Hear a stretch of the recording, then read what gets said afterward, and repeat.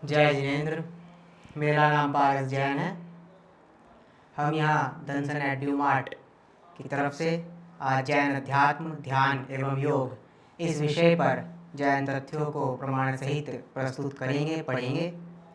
जैसा कि आप सभी को पता है, जैन धर्म की समृद्ध और गहन आध्यात्मिक परंपरा 3 परस्पर संबंधित स्तंभों पर केंद्रित करती है: जैन अध्यात्म, ध्यान एवं योग। ये अभ्यास न केवल व्यक्तिगत परिवर्तन के लिए उपकरण है, बल्कि मुक्ति के मार्ग पर आवश्यक कदम है, अर्थात मोक्ष की प्राप्ति के उपकरण है।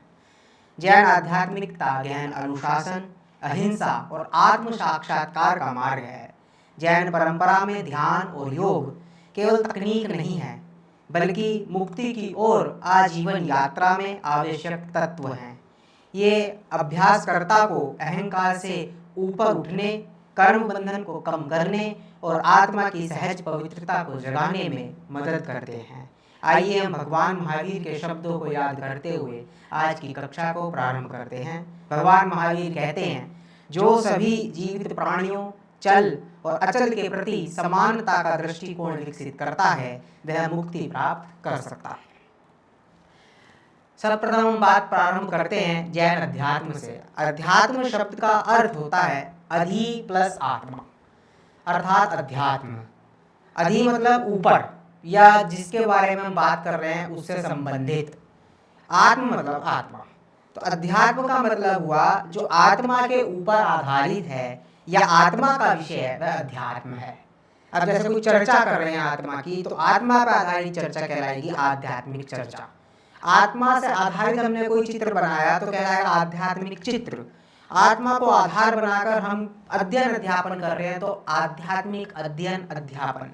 तो आत्मा जिसमें आधार है, ऐसा कुछ भी करना वह अध्यात्म कहलाता है। तो हमारे विचारों में आत्मा है तो आध्यात्मिक विचार है, हमारी प्रवृत्ति में आत्मा है तो हमारी आध्यात्मिक प्रवृत्ति है। तो अध्यात्म मतलब जिसका आधार आत्मा हो। आत्मा किसे कहते हैं? सर्वप्रथम बात आती है आत्मा किसे। द्रव्य संग्रह में आचार्य कहते हैं, जीवो उपोगमो अमुत्तिकत्ता सदेह परिमाणो भोक्ता संसारत्थो सिद्धो सो विश्व सो गई। इसमें आत्मा के 9 प्रकार से परिभाषाओं को बताया है, 9 गुण बताते हुए।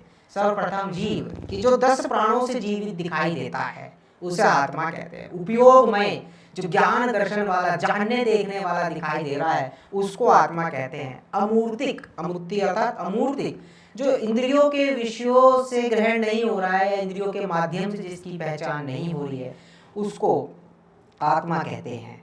कर्ता, जो अपने भावों का, अपने स्वयं परिणामों का करता है, अपने राग द्वेष का करता है, सहज करता है, उसको आत्मा कहते हैं। जो संसार में निमित्त नैमित्तिक संबंधों का भी करता देखा जा रहा है, उसे भी आत्मा कहते हैं। स्वदेह परिमाण, जो जिस शरीर में चला जाए उसका आकार ग्रहण कर ले, उस शरीर के आकार वाला हो जाए, उसको आत्मा कहते हैं।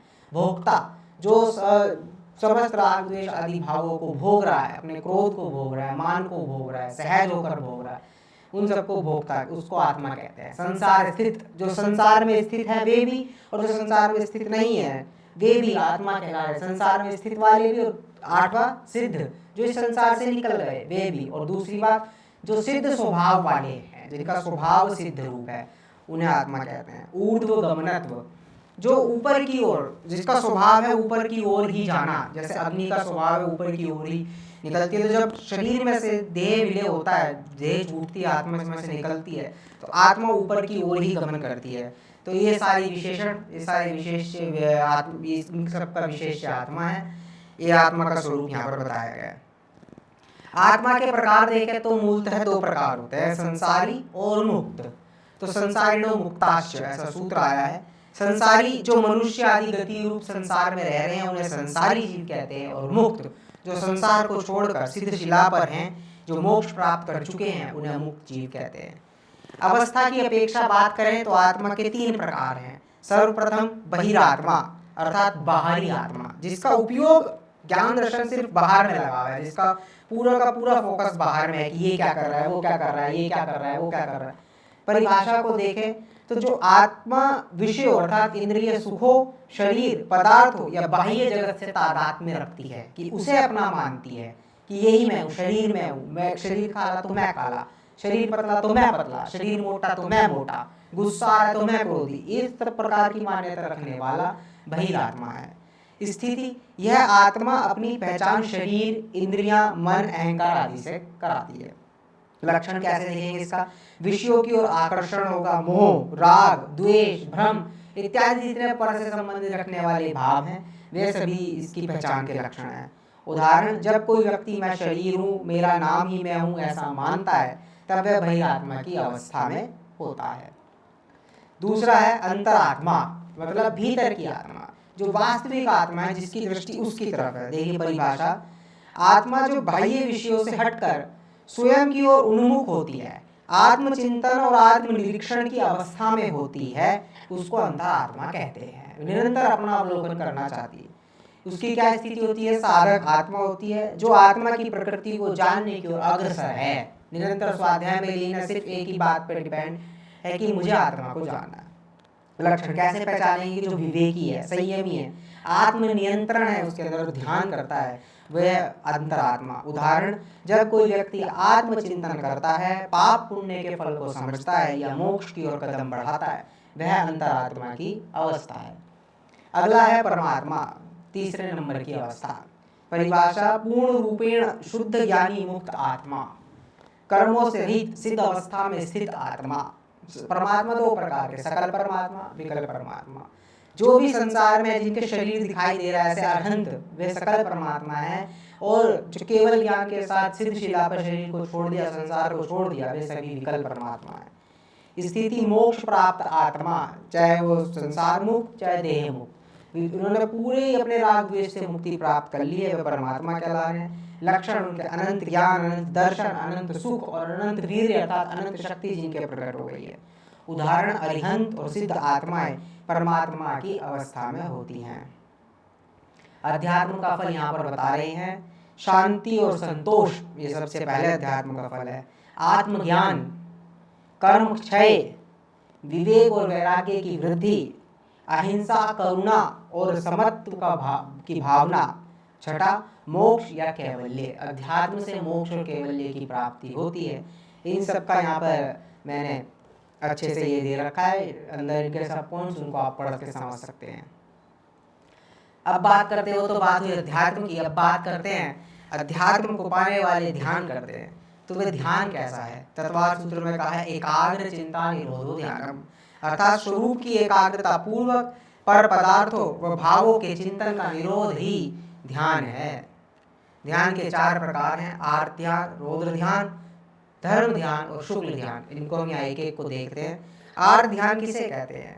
जब मनुष्य दुख, इच्छा पूर्ति, मोह या किसी प्राप्त वस्तु के नाश के कारण अत्यधिक मानसिक उद्वेग या चिड़न में रहता है, तो वह आर्त ध्यान कहलाता है। जब व्यक्ति किसी चीज के, अपने अच्छे लगने वाली चीज को खो दे, जो अच्छी नहीं लगे उसको पा ले, उसके संयोग में आ जाए और निरंतर वेदना में रहे, ये हाय मच्छर, हाय गर्मी, हाय ये, तो वो सब आर्त ध्यान कर रहा है। हर समय रोने के क्लिष्ट परिणाम उसके बने रहते हैं, वे आर्त ध्यान है। क्या लक्षण है? मन का चंचल रहना, चिंता में रहना, राग या अवसाद से घिरे रहना, निरंतर रोना रोना। तो इसके चार भेद हैं आर्त ध्यान के। इष्ट वियोग, मतलब अपने इच्छा अनुसार अपने अनुकूल वस्तु का वियोग हो जाना। अनिष्ट संयोग, जो हम नहीं चाहते उसका संयोग हो जाना, जैसे हम बीमारी नहीं चाहते, मच्छर नहीं काटे हमें, ऐसा चाहते, फिर भी हमारे हो रही है, फिर भी मच्छर काट रहे हैं, तो अनिष्ट का संयोग होना। प्रतिकूल वेदना और निदान, ये आर्त ध्यान के भेद हैं। दूसरा, रौद्र ध्यान। रौद्र ध्यान किसे कहते हैं? जब मनुष्य हिंसा, झूठ, चोरी, कुबुद्धि या कुटिलता आदि में तल्लीन होकर राग द्वेष पूर्वक कार्य करता है, तब वह रौद्र ध्यान करता है। रौद्र का अर्थ है क्रूर, मतलब जितने भी पाप प्रवृत्ति है उनमें आनंद मान रहा है, कि हिंसा करके चींटी को मार के आनंद मान रहा है, किसी की पेंसिल चुरा के आनंद मान रहा है, किसी को क्रोध करके आनंद मान रहा है, सारे पाप करके आनंद मानने वाला व्यक्ति रौद्र ध्यानी है, वो रौद्र ध्यान में है। इसके भी चार प्रकार हैं, हिंसानुबंधी, मृषानुबंधी, स्तेयानुबंधी और परिग्रहानुबंधी। कि जो परिग्रह इकट्ठा करने में आनंद मान रहा है, हिंसा करने में आनंद मान रहा है, झूठ बोलने में आनंद मान रहा है, चोरी करने में आनंद मान रहा है, उसमें अपने आप को बड़ा मान रहा है, वह रौद्र ध्यान कहलाता है। और उन्हीं को करने के निरंतर विकल्प बना रहा है, प्लान बना रहा है। तीसरा प्रकार है धर्म ध्यान, जो उपयुक्त कहे दो ध्यान है, आर्त ध्यान और रौद्र ध्यान, अशुभ ध्यान है, उनसे निरंतर जीव पाप बंध कर रहा है। परंतु जो धर्म ध्यान है वह शुभ ध्यान है, उससे पुण्य का बंध होता है। संसार का कारण ये भी है, परंतु शुभ किंचित अशुभ से उत्कृष्ट होता है। कैसे? क्योंकि वो हमें अशुभ से तो बचाता है, शुद्ध की ओर ले जाता है। अर्थात शुभ क्या है? मीडिएटर है जो हमें अशुभ से बचा रहा है और शुद्ध की ओर ले जा रहा है। तो धर्म ध्यान हमें निरंतर शुक्ल ध्यान की ओर ले जाता है, अपने आत्मा का संसर्ग कराने की ओर ले जाता है। धर्म ध्यान हमारी आत्मा को पाने के लिए एक निमित्त बनता है कि देव पूजा, गुरु उपासना, स्वाध्याय, संयम, तप इत्यादि सब धर्म ध्यान के अंतर्गत आते हैं। देखते हैं इसकी परिभाषा। धर्म ध्यान वह है जिसमें जीव धर्म का विचार करता है, आत्मा का स्वभाव चिंतन करता है, संयम और संवर की भावना में स्थिर रहता है। विशेषता ध्यान संयम, तप, विनय, श्रद्धा और स्वविवेक से युक्त होता है। यह शुभ कर्मों का बंध कराता है, लेकिन अंततः कर्मशय में सहायक होता है। चार इसके भी अंग हैं, चार भेद हैं: आज्ञा विचय, अपाय विचय, विनय विचय और संस्थान विचय। आज्ञा विचय जैसा गुरु शास्त्र द्वारा बताया धर्म का विश्लेषण वैसा समझना। अपाय विचय पाप मार्ग की निंदा और भय से बचना। विनय विचय गुरु धर्म के प्रति, साधुजनों के प्रति नम्रता होना। और संस्थान विचय आत्मा की स्थिति और उसका स्थान पहचानना कि मैं कौन हूँ, कहाँ से आया हूँ। इस प्रकार धर्म ध्यान कहलाता है। शुक्ल ध्यान यह पूर्ण आत्मशुद्धि, वीतरागता और अखंड चैतन्यता की अवस्था में होने वाला ध्यान है। यह केवल अति उत्तम आत्मा और अर्थात अरिहंत और सिद्ध बनने की अवस्था को ही संभव होता है। अर्थात जब हम पूर्ण रूप से अपनी आत्मा में लीन हैं, तब तक शुक्ल ध्यान हो रहा है।